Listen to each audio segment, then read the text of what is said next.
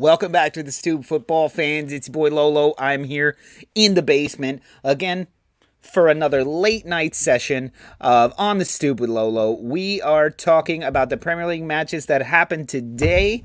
But before we get started, don't forget to do that holy trinity of YouTube things that we need you to do. If you haven't already, hit that subscribe button, hit the like button, hit the share, whichever order you want to do. And bless your father. Do all that stuff. And so we're going to be talking about today the matches that went on today. We had Tottenham and Leicester City playing, and I have to say I was out with my daughter watching the match on my phone, and last few minutes of the match, I was like, okay, I'm going to switch it over and watch the United match, United and Brentford, and I missed something. Clearly. So I had to go back and rewatch all of that action with Bergwijn getting a brace in the last 2 minutes of extra time, stoppage time. And then somehow I missed most of the goals that happened for in the 15-minute spell that United had. So all of my good intentions of watching the matches live ended up being me rewatching highlights of the matches, but we're gonna get into all that. The big question is, mirror, mirror on the wall, which of the clubs is the Spursy-est of all? Are Spurs losing their Spursy title to Leicester right now? And a big question that my lovely, talented co-host put on the website, and he has been saying for a while, is, are Man United better without Ronaldo? So we're going to get into all of that very soon. But first, I want to give a special thanks, a special shout out to everybody who's in the comments section already and everyone who will be in the comments section as well. But we got Jimmy Bremer's Ghost is in here, Ben Ireland. I think I saw Anders in there, other people in there. Fantastic. But guys, we are getting so popular, as you can see by the amount of views that are currently happening right now. We have so many sponsors that I can't even keep track of them all. So Director John is going to present to me our special On the Stoop mystery sponsor. So, John, who is our On the Stoop mystery sponsor? Hold on, Lolo. It gets weird from here. What the hell is that? Okay, today's sponsor of On the Stoop with Lolo Late Night Edition is glow-in-the-dark toilet roll. Tired of crapping in the dark? Buy it in bulk and saved. Is that Greta Thunberg? Greta approved? John is just laughing his ass off in the background. Multi-use. Prank your neighbor's house in an environmentally friendly way while also helping to lower the energy bill. Fantastic. This is clearly the latest breakthrough in toilet paper technology. So thank you so much to Glow in the Dark Toilet Roll for sponsoring tonight's show. We couldn't do it without you.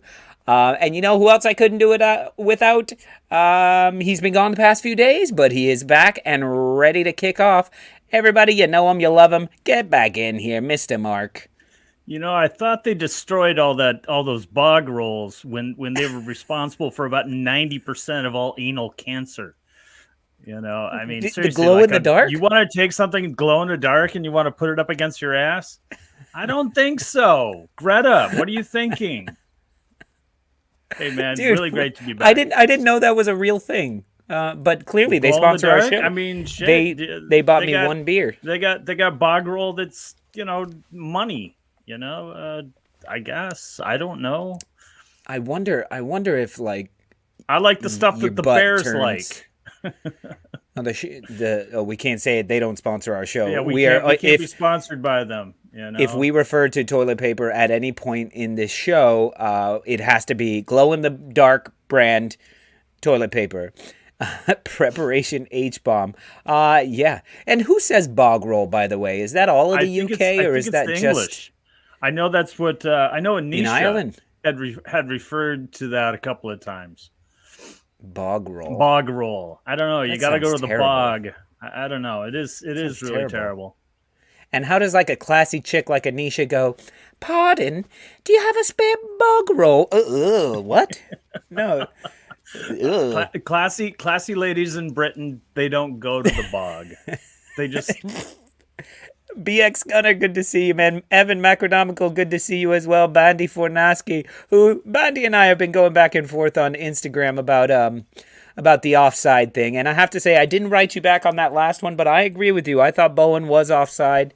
We're long debate. You guys need to jump into our DMs on Instagram so you know what we're talking about. Anyway, Mark, as you know, this is a 30-minute show, so we've already wasted nearly six of it. These aren't minutes on Glow in the minutes wasted.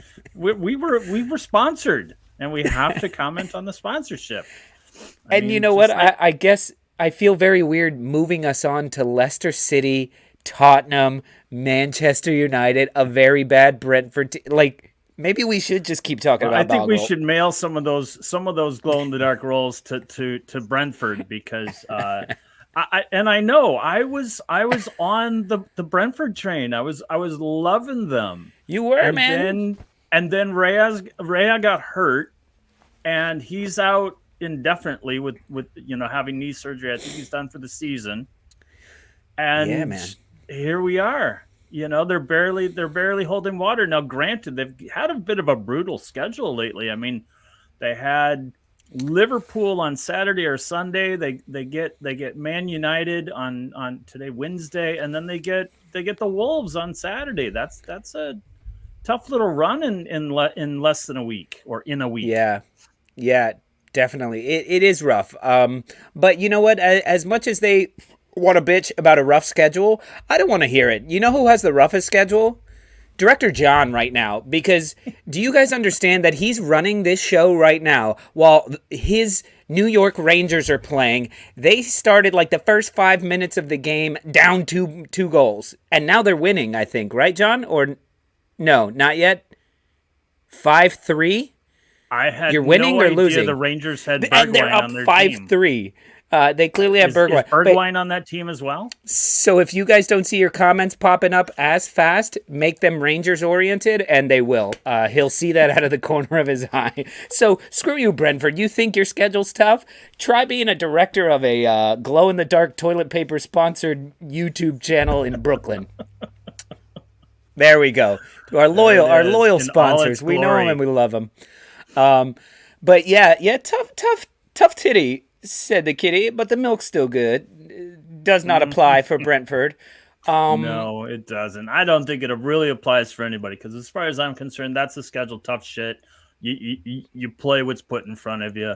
I mean, with the COVID postponements and the other postponements, it's unfortunate. Yeah, it is unfortunate. I mean, I would even shed a tiny tear for Chelsea. They've played 8 matches since Boxing Day. That's kind of brutal. Maybe just a little bit brutal. You know what? A little bit. Have somebody go out and lick a fucking fence pole and get COVID. That's all I'm saying. All you need is one. That's it. You mean to tell me Chelsea can't get a match postponed? Chelsea can't get a match postponed? Give me a break. Burnley got 17. I'm sure they could. Yeah. Brighton is trying to draw their way into some European football. Burnley's trying to postpone their way out of relegation. Exactly. God, they have so many. What's crazy is they have so many games in hand, and the one that was just recently canceled was the first at their request. Everyone else is it's Burnley. And it was a re-postponement. It was a re-postponement. Oh, was it? Yeah, that one had already been postponed. They were going to make it up, and they're like, "Nah, we can't do it. Fuck it." And that's like somebody who's been trying to have a date with you for the longest time, and then you're like, "Okay, let's do it," and they're like, "I can't make it." You're like, "Oh, you fucking bitch." Dan Ornstein in the house. He says, appreciate the sympathy, Mark. I don't want to hear from you. We've got a little bet going on, me and Dan. He says that if Tuchel gets sacked, he'll come over and support the Gunners. I said, we don't need those types of fans. Dan, you have nothing to worry about. I listened to a little bit of the show from yesterday. I don't see it. The reason why I don't see it is because they got so much money tied up paying managers that they've fired that I can't imagine they want to add one more to that list. I mean, they're still paying Pochettino. They're still paying Lampard. What, they want to throw Tuchel in on that too? Mark, you know the deal with like FedEx trucks, right? FedEx and UPS trucks and all that. Like the reason they double park and they don't give a shit that they get tickets and stuff, right? Is because they've FedEx and UPS and all DHL and all that. They've calculated that it is cheaper to be on time and get tickets than to not get tickets and not deliver on time. So they have like a $10 million thing. Right, it's built into the business plan. That's Chelsea. Yeah. It's built in that money. It's there. And I love that bandy, Chelsea. Couldn't happen to a nicer club. Mr. Tom, good to see you as well. He says, New York Rangers. Yes, because somebody said I prefer Celtic to Rangers. We're not getting into that debate. We're doing New York Rangers. Yeah, and fuck the Red Wings. Sure. And Bruins, from what I hear. I don't really follow hockey, but I do follow what John cares about, and fuck the Bruins. That's all I got to say. So, I guess we started, now that we're a third of the way into the show, maybe we should talk about something related to what I told people. But, Mark, you've been saying, and I have to give it to you, you have been saying that you believe Manchester United are a better team when Ronaldo's not on the pitch. Testament to that. What were you saying? Oh, and by the way, if you guys want to catch up, Mark's been putting up these really great on the website, on the stupidlolo.com. If you go there, join in on the discussion. Mark has been giving some really great things. I hope you keep doing it, Mark. I love them. Yeah. And I read them and I go, oh, now I have something to talk about. In my absence, I've been doing basically my hot take on Premier League. It's on our Premier League page. You can check it out, come in, join the discussion, and you can hear all about my rantings. Yeah, I truly believe that in the current form, United is better without Ronaldo. I think they would have better success on the pitch. They don't have to worry about getting the ball to Ronaldo, which seems like it's always been an issue. The guy he stays to an area. And, to have to look for him, there's no flow, I think you're misspeaking. Mark, hold on. I think you're misspeaking there because you said he sticks to an area and then they don't know where to find him. I think the rest of what you said was true, but he doesn't play his role. If he's not getting service, he wanders. And then, like, at one point, he had the ball in the middle of the pitch and he passes it and they go to pass it in the middle and there's nobody there.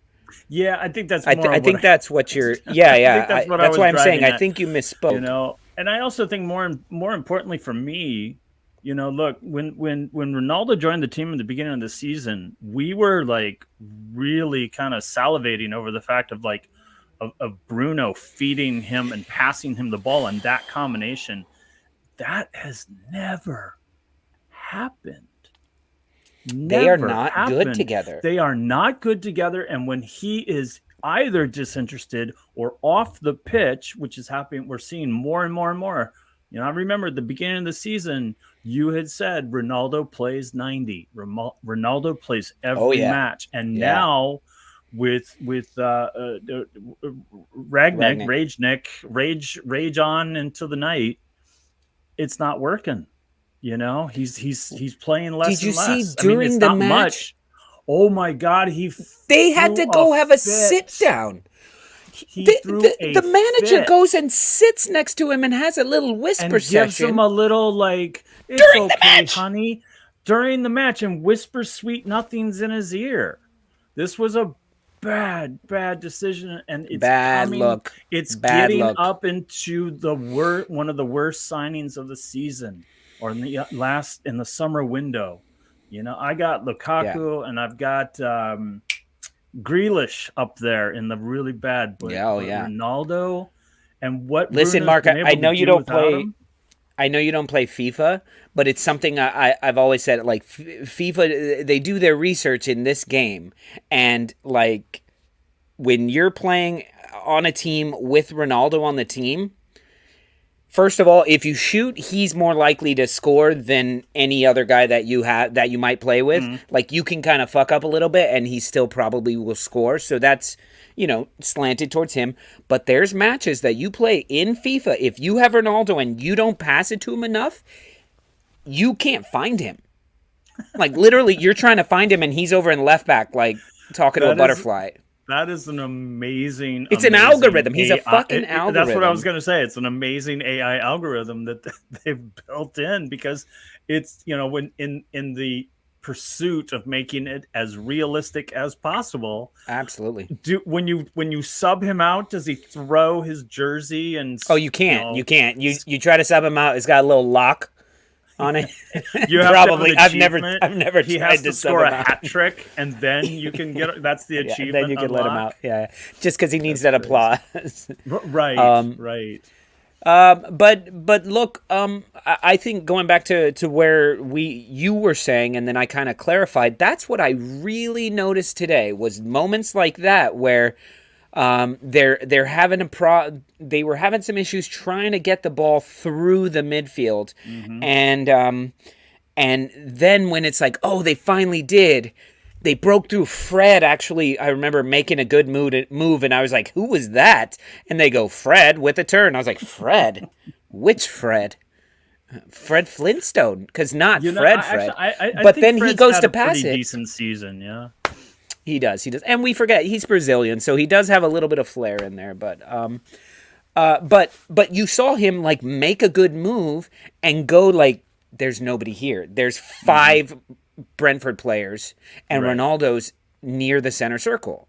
So, but listen, there's a little bit about that of if he would just play his position, he could continue just poaching goals the way that he does. But when a match doesn't seem to be going well, he's too old now. No, he's not too old. He's old enough and experienced enough now that he's trying to go affect the game, trying to go make something happen. It would be like if he gets extremely frustrated. It would be like Tom Brady wandering on defense because like he's like, you know what, I'm just gonna let me go out as safety real quick, and I'm not gonna do anything, but I'm gonna be there and take up a position and screw this up. Yeah. So what do you guys think? Is Manchester United better with Ronaldo on the pitch or not? It seems kind of silly saying that out loud. 6-3 Rangers. And I got to say, one of the best transfers of the season, Ben Ireland to the New York Rangers. John got him, never watched hockey in his life. Apparently he doesn't sleep, so it's 3 a.m. and he's watching fucking hockey. I'm saying. That's not on television, Mark. In York, that's not in television there. Oh, I'm sure you can find it somewhere. You just spin internets. the little cable knob or whatever it is you do. I don't have a TV. The 5 channels they have in oh man, it's weird. No, it's weird. I'm watching Peaky Blinders again, like rewatching Peaky Blinders again. So now every time like they mention Birmingham, or they're like Smalley. Now when like Ben writes something or Mr. Tom says something, like I just picture that's where they live. Like Mr. Tom takes his horse and carriage down to Paddy Power every day. But same thing when anytime John Lawler talks about growing up in Dublin, I think of My Left Foot. You know the No, I know the movie very well. My old friend Ian was the understudy. Christy Brown. My old buddy Ian was the understudy for Daniel Day-Lewis for that film. What? That's awesome. A lot of sitting around. He does a lot of sitting around. But no, I imagine like the way John talks about growing up. I know he grew up in the 80s and the 90s. So, but to me, it's like, oh yeah, and then we tipped over a coal truck. We used to do headers to get the guy in the coal truck, and then we'd steal some coal, and then we had heat. I'm like, no, you didn't. What are you talking about? Mr. Tom is Alfie in Peaky Blinders. Yeah, you got to go to London to see Mr. Tom. Oh, I'm so sorry, Mr. Tom. That was a guess. No, it wasn't a guess. I've trolled you now, looking for photos I have of no you idea. to Your make the secret is safe intro. with me, Mr. Tom. Anyway, let's move on to the Spursy element. And somebody mentioned it in the comments way up there, and they said Brendan Rodgers is kind of the epitome of Spursy. And over the past few seasons, Leicester City, what was it? What was that stat of like they spent the most days in the top four, Yep. yet finished Yep. outside of the They top finished four? outside the top four. They More did than any qualify other for team. Europe, but they didn't. They More and than I think Man the City. Europe, yeah. Yep. Crazy. Yeah, they had an epic collapse last year, and I'm actually, look, I haven't been watching football long enough to understand what Spursy is. I know what it is. I've heard about it, and Spurs gonna Spurs. Things that I've heard. Is Leicester City the new Spurs? Maybe, but I'm putting Brendan Rodgers on the hot seat after today's I game. think he's got to be, man. It's He's gotta be. just, man, the just how morally defeated the team was, at the end when the whistle Yeah. blew and they zoomed in, on the Fox players and and the KP Stadium just being completely silent after they were just like, I mean, you got to and think and they just beat Liverpool. They yeah, just beat Liverpool, and yeah. they were about to beat Tottenham. This was a massive shift, and all of a sudden, in 2 minutes, No, not it even. goes Liverpool. 2 was minutes a from fluke. the Liverpool yellow was a card. He fluke. gets a yellow card on Soyuncu. Yeah. And goes, watch this, buddy. And Soyuncu was responsible for letting both those goals in. Yeah. It was just, and he was responsible for Kane's goal. Twice he Yeah. ended up on his ass. Yeah, well, I don't know if he's responsible for it, but he didn't. He was didn't there. do anything. He was He there, didn't- and he didn't- was yeah. defending on all 3 goals. So is he responsible? I don't know.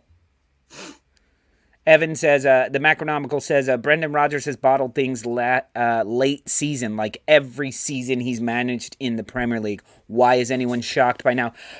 It's a true statement. Like, why are we shocked right now? I think because Spurs just keep doing it in the, like, semifinals and finals and shit like that, where it's, like, classic Tottenham, classic Spurs, where, and Leicester City, we all kind of look at them like soon enough they'll be relegated and we won't be dealing with Leicester City anymore. Like, they're not real.